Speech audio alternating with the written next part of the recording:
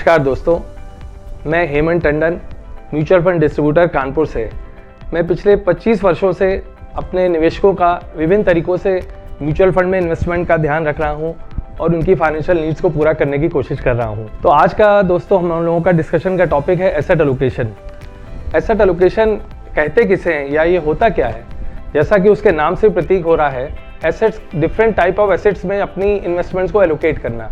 पहले हम लोगों को ये समझना होगा कि एसेट्स होती कितनी तरह की हैं। नॉर्मली दुनिया में 4 तरह के एसेट क्लासेस होते हैं, जैसे कि debt, equity, gold and real estate. Real estate की नीड बहुत लोगों को जीवन में बहुत ज़्यादा नहीं पड़ती है, क्योंकि वो काफ़ी लोगों को पेरेंटल बैकिंग से मिल चुका होता है। बाकी डेट, इक्विटी एंड गोल्ड की अपनी इंपॉर्टेंस है। ये क्यों ज़रूरी है हर आदमी की लाइफ में फाइनेंशियल प्लानिंग के लिए?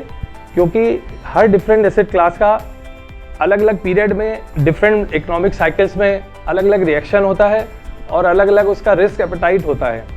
जैसे कि कभी आप लोगों ने देखा है कि अनसर्टेन टाइम होते हैं, ग्लोबल में पेंडेमिक आ गया या कोई और प्रॉब्लम आ गई तो गोल्ड के प्राइसेस बढ़ने लगते हैं। इसी तरह कभी आपको 3-4 सालों में लगेगा कि इक्विटी के रिटर्न बहुत अच्छे आ रहे हैं, फिर कभी वो नीचे आ जाता है। लॉन्ग टर्म में इक्विटी के रिटर्न बहुत अच्छे आते हैं। ऐसे ही इंटरेस्ट रेट साइकिल होता है, तो डेट में, जो कि डेट या बॉन्ड के रिटर्न्स होते हैं, वो इंटरेस्ट रेट साइकिल पे डिपेंड करते हैं।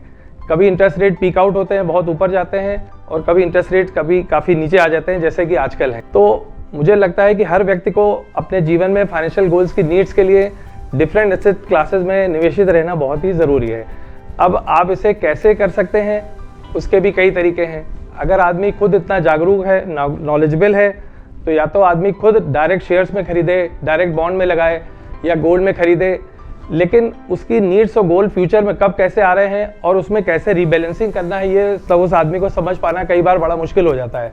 तो उसके लिए म्यूचुअल फंड के माध्यम से इन्वेस्ट करना एक बहुत ही अच्छा तरीका है, क्योंकि म्यूचुअल फंड में एक्सपर्ट्स होते हैं, वहाँ डाइवर्सिफिकेशन का होता है, तथा म्यूचुअल फंड में एसेट एलोकेशन और एसेट एलोकेटर फंड्स के माध्यम से हम लोग एक ही कंबाइंड बास्केट में सारी एसेट क्लासेस का अनुभव प्राप्त कर सकते हैं। तो दोस्तों, मैं तो यही कहूँगा कि अगर आपको अपने जीवन में फ्यूचर गोल्स को अचीव करना है, रिस्क को समझना है, रिस्क एपेटाइट को देखते हुए आपको अपने रिटर्न, अपने लक्ष्यों की प्राप्ति करनी है, तो आप जरूर से म्यूचुअल फंड के माध्यम से निवेशित रहिए, क्योंकि वहाँ पर डेट, इक्विटी, गोल्ड सब में समय समय पर रीबैलेंसिंग होती रहती है, जो कि आपके लक्ष्यों की पूर्ति में सहायक होती है।